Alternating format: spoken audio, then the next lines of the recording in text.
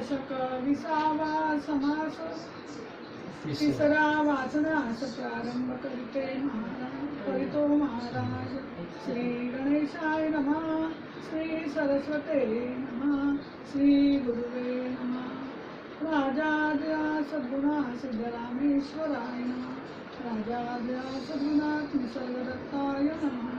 राजाद्या सद्गुणात् रंजिताय नमः. श्रीराम मुळीहून सेवटवरी विस्तार बोलिला नाना परी. पुन्हा विवरत विरत माघारी ती न्यारी. चारी वाणी चारी खाणी 84 लक्ष जीवयोनी. नाना प्रकारींचे प्राणी जन्मास येती. अवघे होती पृथ्वीपासूनी पृथ्वीमध्ये जाती नासनी. अनेक येती जाती परी अवनी तैसीच आहे.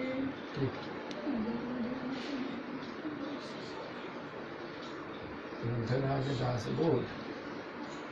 आणि आता हा दशक 20वा आहे.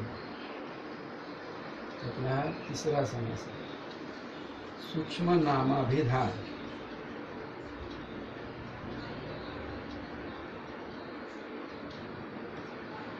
विसावा आहे. विसावा आहे, पण विसावा कधी होणार? विसावा आहे, असतोच, पण तो होणार कधी, म्हणजे कळणार कधी, समजणार कधी?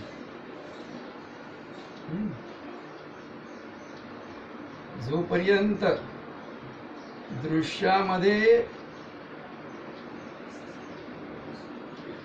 मिसळलेला आहे पाहणारा,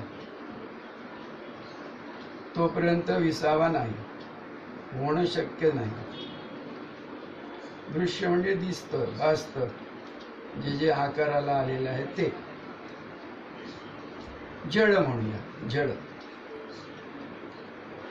याच्यामध्ये जोपर्यंत रमलेला आहे, हेच ज्याला गमत आहे पाहणाऱ्याला. दृश्या पलीकडे समजून घ्यायचं असेल तर दृश्याच्या अलीकडे, दृश्य सोडून जे काही आहे ते कळलं, जाणून घेतलं, समजून घेतलं, ज्याचं त्याने, ज्याचं त्याने, की विसावा होतो, तरच विसावा होतो. म्हणून नाना प्रकारे सद्गुरू सांगत असतात की असं कर, असं कर, असं पहा, हा विचार कर, हा विवेक कर. तर इथे सुद्धा विवेकाची एक पद्धत समर्थ सांगतात, सद्गुरू सांगतात. काय करायचं आहे? आता तुम्ही आम्ही आपण देह आहोत असंच समजतोय ना. सद्गुरूंचं सांगणं आहे की देह तू नाहीस. मूळ पहिलं जी सुरुवात करायची आहे विवेकाला, त्या विवेकाची सुरुवात काय आहे? You are nobody. तू देह नाहीस. म्हणजे दृश्य बाहेर बंद करून, दृश्याची वाटच बंद करून टाकली. देह नाही, देह नाहीचा झाला. मग काय राहतं? तिकडे तुमचं लक्ष झालं. देह नाही म्हटल्यावर काय आणि कसं, तिकडे लक्ष गेलं पाहिजे. मग तुमची वाटचाल सूक्ष्माकडे होते. या समासाचं नाव काय? सूक्ष्म नामाभिधान. दृश्यामध्ये आत तोपर्यंत हे सगळे आकार विकार आहेत बघा, प्रकार, नाना प्रकार आहेत. आणि त्या प्रत्येकाला नाव आहे काही ना काही. जे दिसतं त्याला नाव दिलेलं आहे तुम्ही आम्ही सगळ्यांनी, नाना प्रकार. तसं सूक्ष्म म्हणून काय आहे? त्याच्यात काही प्रकार आहेत का? मग प्रकार असले की त्याला सुद्धा काहीतरी नाव दिलेलं असणार, ओळखीसाठी. ओळखीसाठी मी आता सूक्ष्म म्हटलं सूक्ष्म, इकडे दृश्य तिकडे अदृश्य, पण तरी सुद्धा काहीतरी ओळखीसाठी नावं दिलेली असतात शास्त्रामध्ये सुद्धा. ते सगळं कशासाठी आहे? समजून घेण्यासाठी, समजण्यासाठी, कळण्यासाठी. नाहीतर नाव नाही. सूक्ष्मामध्ये गेला, सूक्ष्मामध्ये मागे पाहिलं, मागे वळलात तर नावाचा पत्ता नसतो, नाहीच.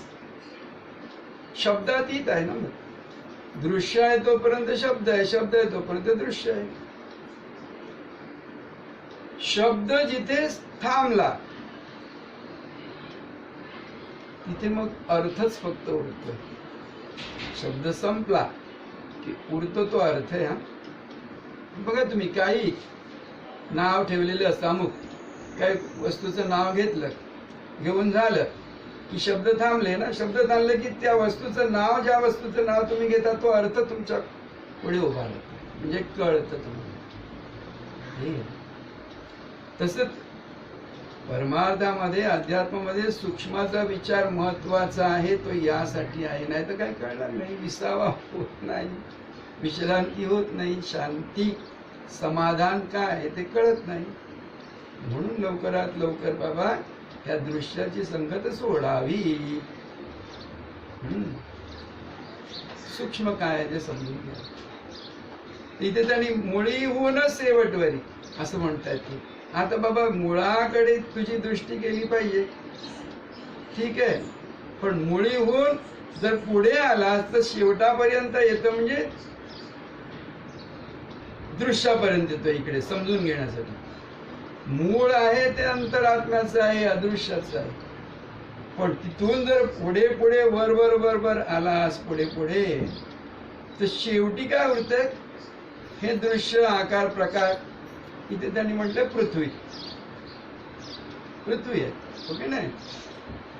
मूळ नंतर कळू लागलं, समजलं, आणि समजलं, ज्याला समजलं तो, आणि तो पाहायला लागला समजलेलं, मग तिथे सगळं तो पंचभूताचा, पंचतत्वाचा पसारा दिसतोय दृश्य म्हणून.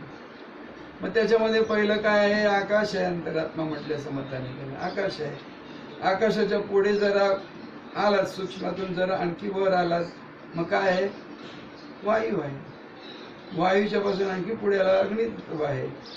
अग्नीच्या पुढे आलात तर मग ते अग्नीचा दोन भाग आहेत ना, एक वरचा भाग एक खाली तळाला, मग ते जल आलं, आप आलं.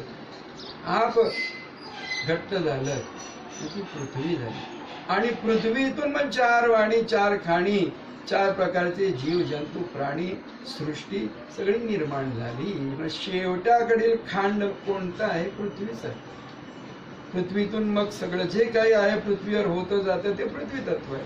काही असो, पृथ्वी तलावर, या जमिनीवर जे जे काही आहे ते पृथ्वी तत्वच आहे. तुम्ही आम्ही सर्व. त्याच्यामध्ये पुन्हा आधीचे चार असतातच, कळलं का?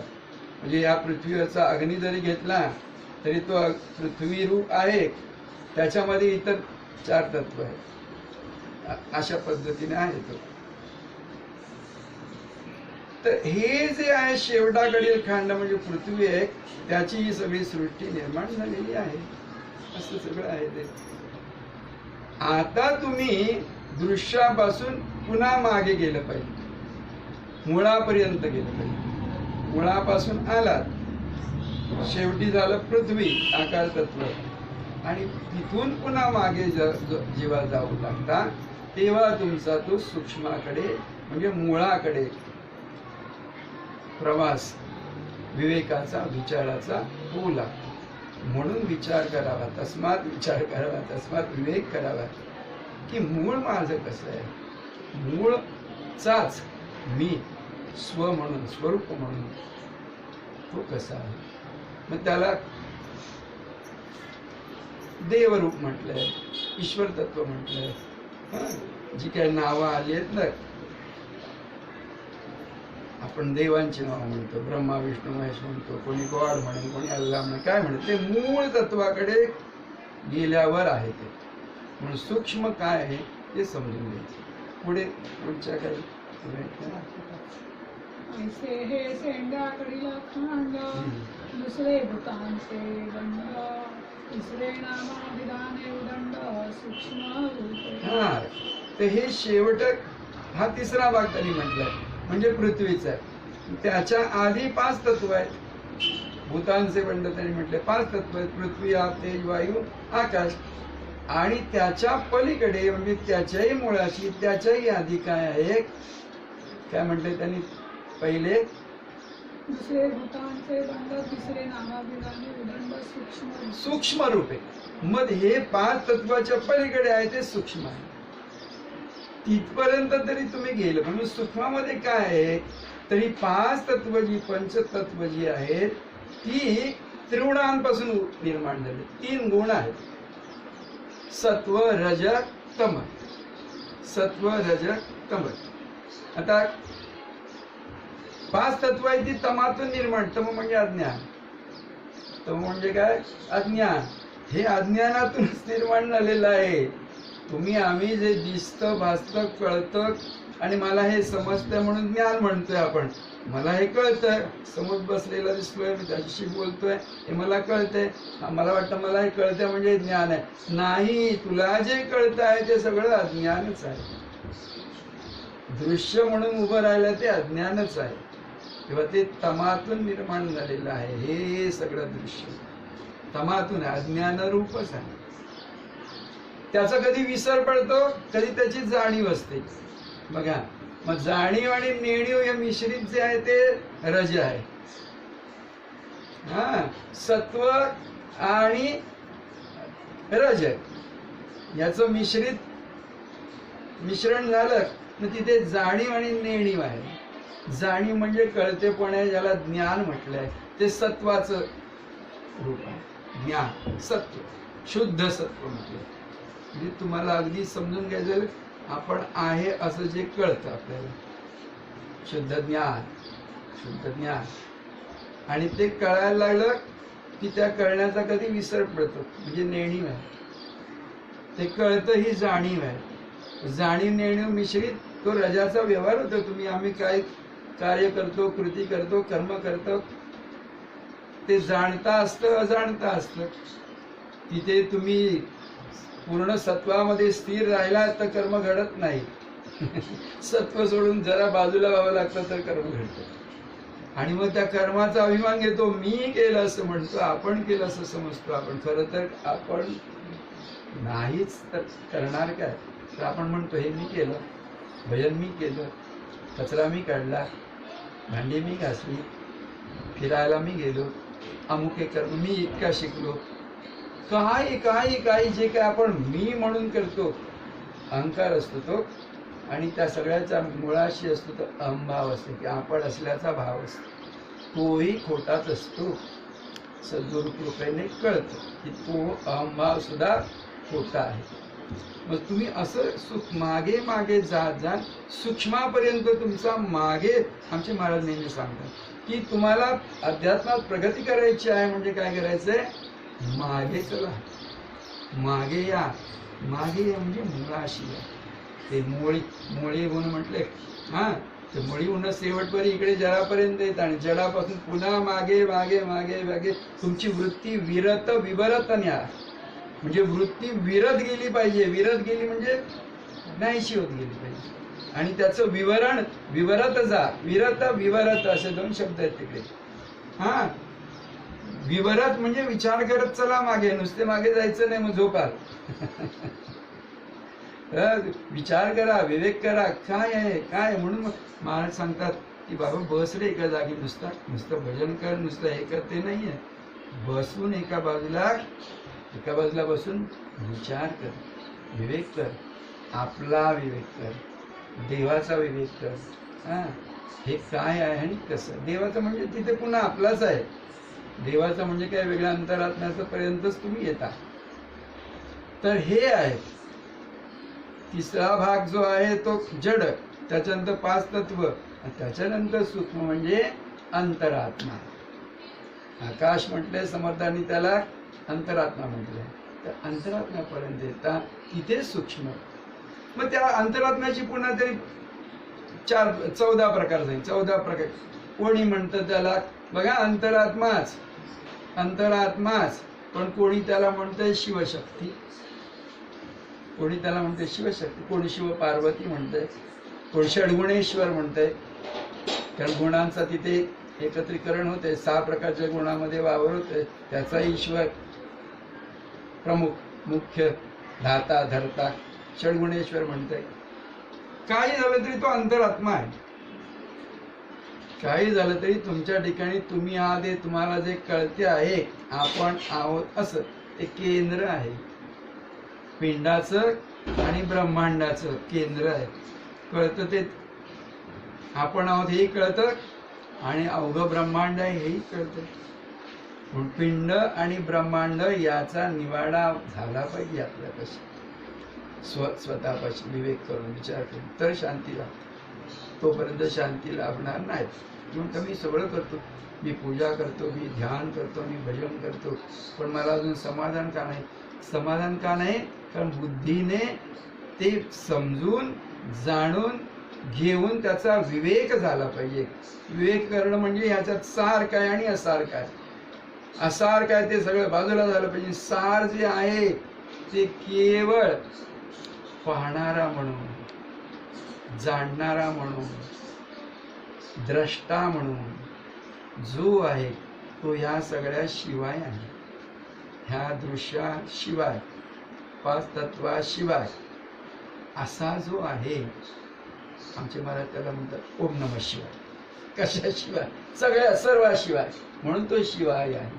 सर्वाशिवाय आहोत म्हणून कशाचं काही वाटून घ्यायचंच नाहीये. काही घडलं, काही बिघडलं, तू कसा आहे स्वतः, कशाशिवाय आहे? सर्वाशिवाय तू आहे. सर्व आहे पण सर्वाशिवाय आपण आहोत स्वरूप म्हणून. हे कळलं पाहिजे, हे समजलं पाहिजे. सद्गुरु कृपेने हे समजतं. सद्गुरु कृपेशिवाय समजत नाही. आणि म्हणून सद्गुरूंचे चरण कदापि सोडू नये. समजलं वाटलं तरी सद्गुरु चरण सोडायचं नाही, सद्गुरु भजन सोडायचं नाही, सद्गुरु पूजा. देव नाही दुसरा, गुरु शिवाय, सद्गुरूंशिवाय दुसरा देव नाही, हे जेव्हा कळेल त्या सद्गुरु चरणाजवळच आपली वस्ती आहे. वस्तू, वस्तू असा एक शब्द आपण आपल्याकडे वापरलेला आहे महाराजांनी सुद्धा. वस्तू म्हणजे जिथे वसलेला आहेस तू, जिथे तुझी वस्ती आहे तेही वस्तू, ते निर्गुण तत्व, ते सूक्ष्म असं आत्मतत्व, त्याचा तुला उलगड. कोणी त्याला मन असं पण म्हटलेलं आहे त्यांनी. पण मन हे तुमचं आमचं मन जे असतं ना, ते ह्या दृश्यामधलं मन तयार झालंय. आम्ही विचार करून जे मन आहे ना ते ह्या दृश्याने तयार झालं. म्हणून मन शब्द न वापरता ते आत्मतत्व स्वरूप आहे. समजून घेण्यापुरतं ते म्हणाते जे काही म्हणजे मी त्याला, आपण त्याला श्रीमन म्हणूया. हे समजल्यावर जे मन उरतं आहे, कळल्यावर जे मन उरतं आहे, जे न मन झालेलं आहे ते श्रीमन आहे. तर ते म्हणून त्याला मन म्हणूया समर्थाने. म्हणून ते श्रीमनाचे श्लोक असं म्हणतात, अंतरात्मा म्हणून असं आहे. आणखी पुढे काही अवघे सांडून द्यावे, सूक्ष्म रूपे ओळखावे. स्थूळ, स्थूळ जे काय जडतत्व आहे ते अवघ सोडून द्या, तर तुमचा पुढे प्रवास होणार. म्हणून बाह्य संग सगळा सोडावा. तू कोणाचा कोण नाहीस, हे नाव तुझं नाही, हे शरीर तुझं नाही, हा गाव तुझा नाही, हा देश तुझा नाही, हा धर्म तुझा नाही, ही नाती, ही गोती. नाती गोती धरून ठेवली तर गोत्यात येतो. नाती एवढं कळलं पाहिजे. आई, भाऊ, बहीण, बायको, नवरा, प्रियकर, प्रेयसी, मुलगा, काय असेल, नागरिक असेल, सैनिक असेल, शिक्षक, काय हे सगळं जी आहे नाती निर्माण झालेली नाती, अस्तित्वच नाही त्याला. मग ती मानलं असतं ते गोत्यात येणार. म्हणून नाती काय करतात, तुम्हाला गोत्यात आणतात. तू गोत्राशिवाय आहे, तसलं गोत्र विचारतात. गोत्र नाहीये. हा गोत्रच लवकरात लवकर सोडून द्या. गोत्र धराल तर गोत्यातच राहाल. हा ते सोडून द्यायला पाहिजे. पुढचं आणखी काय? हा मुळापासून तुम्ही सूक्ष्म दृष्टीने पाहायला लागा. ही सुरुवात करा एकदाची. विसावात जायचंय ना तुम्हाला. या दशकाचं नाव पुन्हा पूर्ण दशक आहे. तुम्हाला ते पूर्णत्व कळलं पाहिजे, तुम्हाला ते पूर्णत्व प्राप्त करून घ्यायचं आहे. मग सूक्ष्माकडे चला, मुळाकडे चला. मूळ म्हणून जे आहे तुमचं स्वरूप, स्वला जाणा तरच स्वस्थ समाधान रूप काय आहे तुमचं ते तुम्हाला कळेल. पुढे सकळ सृष्टीचे बीज मूळ मायेत असे सहज अवघे समजता सज्ज परमार्थ होतो. बस हे महत्वाचं आहे. पुन्हा एकदा पुन्हा सकळ सृष्टीचे बीज मूळ मायेत असे सहज अवघे समजता सज्ज परमार्थ होतो. सकळ सृष्टीचे बीज, बीतून सगळं निर्माण होत. मग सकळ सृष्टीची जी उभी राहिलेली आहे त्याचं बीज कुठे आहे तर मूळ माया. मूळ माया म्हणून काय म्हणतो आपण त्याला ज्ञान म्हणतो. बघा हा समजून घ्या पुन्हा. पिंड आणि ब्रह्मांड. पिंडाचे 4 देह आणि ब्रह्मांडाचे 4 देह. पिंड इकडे म्हणजे शरीर, स्थूल देह हा देह. त्याच्यानंतर जरा मुळाशी जायचा प्रयत्न केला मागे तर काय मन येतं. स्थूलदेह सूक्ष्मदेह म्हणजे मन, बुद्धी, चित्त, अहंकार काय आहे तो. त्याच्यापासून मूळ आलं तर हे सगळं निर्माण कशातून झालंय. मन, बुद्धी सगळं तर अज्ञानातून झालं. हे अज्ञानातून निर्माण झालं. आणि अज्ञान आहे पण त्याच्या मुळाशी काय आहे ते ज्ञान. त्याला महाकारण देव म्हटलं. चौथा देव, पिंडातला चौथा देव काय महाकारण सगळ्याचं काय आहे महाकारण. तर ते ज्ञान आहे. काय ज्ञान आपल्याला आपण हवे कळतं ते ज्ञान. त्याच्यामुळे हे सगळं कळतं. हा तर ते इकडे हा हे पिंडामधले झाले ज्ञान. आता म्हटले ना हा चौथा देह आहे. पण हे ज्ञान जे आहे ते पण काय आहे अज्ञान. म्हणून अज्ञान आहे. यातून अज्ञानच कळतं. या ज्ञानातून, पिंडातल्या ह्या ज्ञानातून हा ही जाणीव जी तयार झालेली आहे ती, त्या जाणीवेतून काय दिसतं तुम्हाला हे सगळं दिसतंय ना अवतीभोवती. ते अज्ञानच. त्याने काही शांती नाही आहे. शांती, समाधान, सुख वाटतं पण आहे का ते चिरसमाधान, चिरस्थायी नाही. ह्याचा ब्रह्मांडीचं पण तेच आहे. विराट देह आहे. इकडे स्थूल देह आहे, तिकडे काय विराट देह आहे. हा सगळा कृष्णाने दाखवलं ना अर्जुनाला. तो विराट देह आहे. इकडे मन आहे, तिकडे हिरण्यगर्भ म्हटलं. म्हणजे ज्याला युनिव्हर्सल माइंड, सार्वत्रिक असं मन आहे सर्व विश्वाचं, ब्रह्मांडाचं मन. म्हणून तर वेळेवर पाऊस येतोय. जे काय सृष्टीची गती स्थिती जी काय आहे ती त्या सार्वत्रिक नियमावर आधारलेली आहे. तिकडे तो हिरण्यगर्भ, विराट देह आहे, हिरण्यगर्भ आहे. इकडे आपण अज्ञान म्हणतोय ना, इकडे अव्याकृत आहे. जे झालेलंच नाही, कधीच झालेलं नाही, होणं शक्य नाही, अशातून सगळं निर्माण होतंय. म्हणून या ब्रह्मांडाचं स्थितीगती निर्मितीचा पत्ता लागत नाही, पत्ता लागत नाही साधूशिवाय अन्य कोणाला. शास्त्रज्ञ आता तिकडे जात. पण शास्त्रज्ञांनी जरी जाणलं प्रयत्न केला तरी ते जाणते जो आहेत ते ऋषीच आहेत. आपले बघा हे ऋषी ते त्या काळातले शास्त्रज्ञ होते. शास्त्र जाणणार तो शास्त्रज्ञ. हा तर ते अव्याकृत आहे. अव्याकृताच्या मुळाशी जी आहे ती मूळ माया. त्याला नाव ठेवलं मूळ माया. म्हणजे या सगळ्याच्या मुळाशी आहे ते फक्त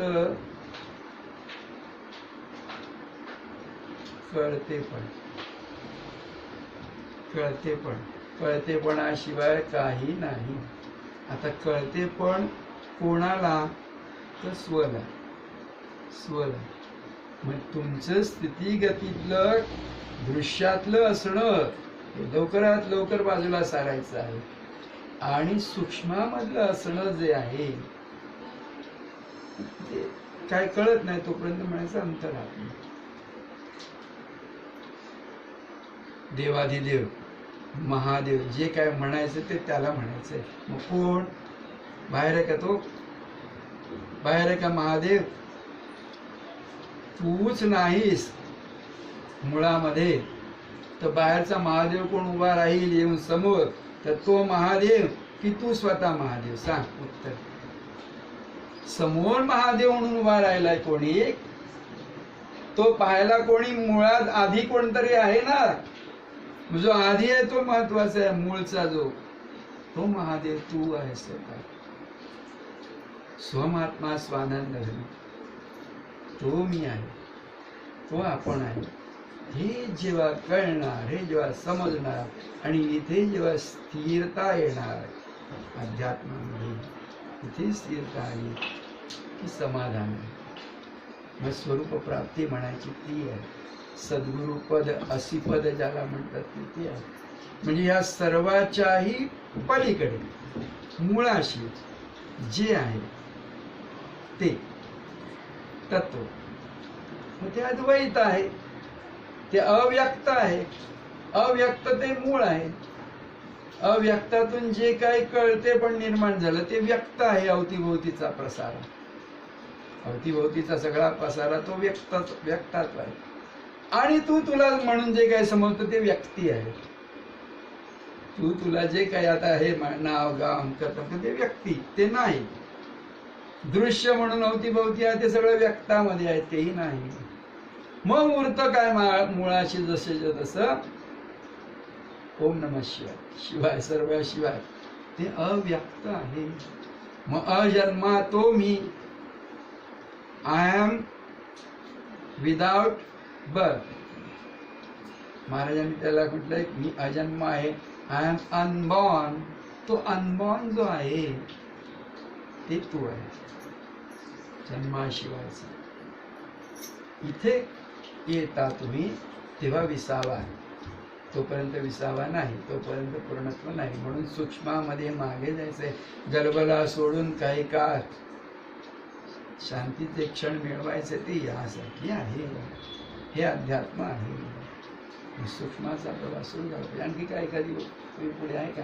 समजले माणस चावळे ना, निश्चय अनुमान धरिना, सावळ गोंदा करीना, हा परमार्थ. समजले माणूस चावळेना. मग जो गुरुपुत्र आहे, ज्याला हे समजलेलं आहे, अंडरस्टँडिंग पूर्ण झालेलं आहे, तो चावळत नाही, बावरत नाही, गोंधळत नाही.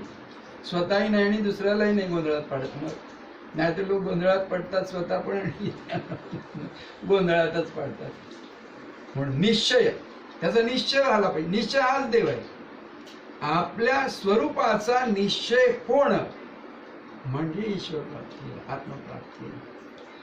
निश्चय झाला पाहिजे स्वरूपाचा, स्वरूप स्थितीचा निश्चय झाला पाहिजे. त्याच्यासाठी हा परमार्थ. आणि काय लटके मायेने डपटावे, सत्य परब्रह्म सांडावे, मुख्य निश्चय हिंडावे, कासे असे. अरे ही खोटी माया आहे सगळी. माया म्हणजे ज्याला अस्तित्व नाही ते, त्याला माया. मा म्हणजे नाही, या म्हणजे जी, जे नाहीच, जी नाहीच ती माया. आता मग तो सुरुवातीचा सांगितलं त्याचा अर्थ सांगतो जरा. माया म्हणजे जे मुळात नाही आणि नाहीच, अस्तित्व नाही, ती माया ना. तर वाचण्यास आता तुम्ही वाचताना बघा, पुरुष वाचायला बसला तर तो म्हणतो वाचतो महाराज, आणि बाई किंवा मुलगी किंवा कोण बसली स्त्री तिने वाचते महाराज असं म्हणून नाहीये. म्हणून नये. वाचणारा जो आहे, वाचणारा जो आहे तो देह नाही. सोडून द्या देह, देहाचं नाव सोडून द्या. मग स्त्रीचा देह, पुरुषाचा देह हे नाही. लवकरात लवकर बात करून टाका. 5 तत्वाशिवाय जो आहे तो वाचणार आहे. अंतरात्मा म्हणा, तो वाचतोय ना, अंतरात्मा वाचतो, मग वाचतोच म्हणा. ही पद्धत आहे ना, सगळे वाचतो म्हणतात. आपणही बाईंनी बसलं तरी स्वतःने वाचते म्हणायचं ना. मग तुझा तर अजून कशाला कल्पना करते मी बाई आहे म्हणून, स्त्री आहे म्हणून. वाचणारा तो आहे. त्याचे मागे मूळ जो आहे, त्यामुळे तो असं म्हटलेलं आहे. खरं तो, ती, ते याशिवायचा तो आहे. तो जो आहे तो कसा आहे, तिथे तो कल्पना नाही, ती कल्पना नाही, ते कल्पना नाही. असा तो आहे. सर्वापल्याड जे आहे तत्व, त्याला हे तुमची आमची भाषा शब्द लागू पडत नाही. भाषा काय, अक्षर लागू पडत नाही. ओम हे अक्षर सुद्धा तिथे नाहीस होते. ओम, ओम ने सुरुवात होते, ही हा सगळा विकाराची सुरुवात होते. आमच्या महाराजांनी ओमला काय म्हटले, काय ओमची हे सांगता आम्हाला कौतुक.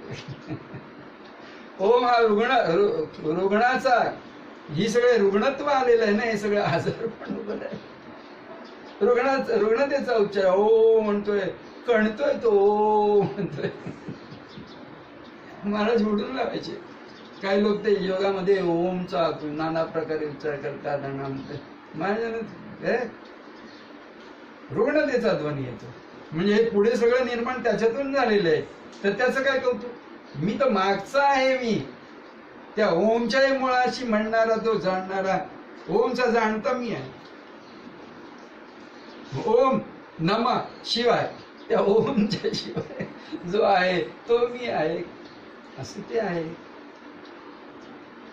स्वतःला असो जाणा, स्वरूप पूर्ण जाणते व्हा, अध्यात्माचे पूर्ण जाणते.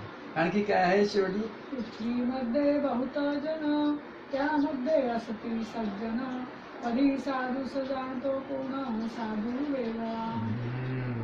बघा, साधूस जाण, खूप लोक आहेत, सज्जन आहेत, संत आहेत, अमके तमके सगळं काय आहे, पण साधूच जाणतो कोण. साधू वेगळा, साधू वेगळा दिसतोय, भासतोय, पण साधू वेगळा जरी आहे तरी तो साधूला जाणणारा साधूच होतोय. आता तुमचे आमचे सद्गुरू तुम्ही आम्ही पाहिलेत. निसत्त महाराजांना पाहिलंय, रणजित महाराजांना पाहिलंय, आणि तुम्ही जे कोणी गुरु असेल त्यांनी पाहिलंय. परंतु पाहिलंय हो, त्यांना ओळखलंय का तुम्ही. निसर्गदत्त महाराज म्हणजे प्रतिमेमध्ये दिसतात ते निसर्गदत्त महाराज का. सिद्धरामेश्वर महाराज म्हणून जे दिसतात ते प्रतिमेमधले ते सिद्धरामेश्वर महाराज का. हा नाही. त्या दृश्याच्या चित्राच्या मुळाशी जे अव्यक्त रूप आहे ते सद्गुरु स्वरूप आहे. मग साधूस जाणतो कोण, साधूला ओळखतो कोण, जो साधूच होतो. साधू वेगळा राहून नाही तुला जाणतात. पण सद्गुरूंची पूजा कधी होणार. सद्गुरु स्वरूप जेव्हा तुम्ही स्वतः अंगी बाणवता तेव्हा सद्गुरूंची पूजा होते, वेगळेपणात नाही. पूजा करण्यापुरतं ते आहे, गंध फुलं लावण्यासाठी. महाराज म्हणायचे पण अबोट आहे. महाराज शब्द, आमच्या महाराजांचे काय काय शब्द, बोट लावताय पण बोट लावून पूजा होत नाहीये. पूजा होते ती अबोटाने, अबोटाने. बोटाच्या मागे जो आहे तो अबोट आहे. ते साधू वेगळा राहून साधूची पूजा होत नाही. साधू स्वरूप अंगी बाळगून साधूच हो. ते मला साधूची, सद्गुरूंची पूजा करता येते. आणखी काय आहे. म्हणून संसार सांडावा, मग साधूचा शोध घ्यावा, फिर फिरो ठाई पाडावा, साधू जना. म्हणून सद्गुरु प्राप्ती करून घ्या. लोक तुम्ही आम्ही काय भाग्यवान होतो. सद्गुरु प्राप्ती तुम्हाला आम्हाला सहज झालेली आहे. पण इतर लोकांना हे सांगणं समर्थ सांगतात की देशोदेशी फिरा, वेगवेगळ्या साधूंना भेटा, आणि तुमचा कोण सद्गुरू आहे, जिथे तुमची ओळख पटेल, तुम्हाला की हाच माझा सद्गुरू, मग तिथे तुम्ही शरण जा. आणि तुम्हाला त्याच्याशिवाय मोक्ष नाही असं कळेल, त्याला सद्गुरू म्हणा. तुम्हाला आम्हाला सहज सद्गुरू प्राप्ती झाली. हा, तर समर्थांचं सांगणं आहे की सद्गुरू प्राप्ती, सद्गुरूचे शोध घ्या. म्हणून लोक नाना किती लोक देशोदेशी फिरतात. हे फॉरेनर्स तर कुठून येतात शोध घेत आपल्या महाराजांपर्यंत आलेले. हा, सद्गुरू प्राप्तीसाठी किती काय काय करतात. भाषा नाहीये त्यांची तरी सुद्धा येतात इकडे. नाना देशोदेशीचे लोक येतात साधूला शोधात. आणखी काय असेल तर अथवा परमार्थ, प्रचिती विना उघे व्यर्थ, प्रत्यय ज्ञानी तो समर्थ सकळांमध्ये. प्रपंचात काय किंवा परमार्थात काय, तुम्ही स्वतः प्रत्यय घ्यायचं. प्रपंचातही बघा, तुम्ही स्वतः कुठे काय ती वस्तू विकत घ्यायची असेल, काय ती अगदी कोथिंबीरची काडी विकत घ्यायची असेल, तरी पारखून पारखून घेता ना तुम्ही. मोठ्या पानाची आहे की फुलाची आहे की काय जाड काडी नको म्हणता, बारीक तपासून तपासून घेता. कोथिंबीरची काडी पण मी तिथे स्वतःला तपासायचं आहे, किती सूक्ष्म, किती व्हायला पाहिजे स्वतःला जाणण्यासाठी तत्पर तयार. ते बघा, आपल्या मनाशीच विचार करा, विवेक करा, तर मग तुमचा परमार्थ. प्रपंच तो होतोच आहे समर्थांच्या सांगण्यानुसार, परमार्थ तर तुमचा सज्ज होणार, समर्थ होणार. रात्रंदिवस पाहावार्थ, अर्थ पावेल तो समर्थ, परलोकींचा निजस्वार्थ तेथेची घडे. आणि हे काय बाबा फावल्या वेळात करायचं सुरुवातीला, पण नंतर एकदा तुमची ती लिंक लागली की तुमचं अहोरात्र ते होतं. अहोरात्र म्हणजे तुमचा जन्मच ते त्याने व्यापला जातो, कारण सर्व व्यापी तत्वच ते आहे. मग तुम्ही कुठेही बाहेर फिरा, नाही तर घरात बसा, संसार करा नाही तर भजन करा, प्रपंच करा, परमार्थ सगळं तुमचा परमार्थ होतो. आत बाहेर सगुण निर्गुण एक गोविंद, सगुण निर्गुण एक गोविंद असं म्हटलंय. अवघा रंग श्रीरंग म्हटलेला आहे. तो भाव तयार होतो. तो भाव तयार झाला की देव तिथे उभा राहतो समोर. आज एकनाथ षष्ठी आहे ना, तो भाव तयार झाला की तिथे देव उभा राहतो. भावतोची देव. तर एकनाथ षष्ठी आहे, एकनाथ षष्ठी आहे.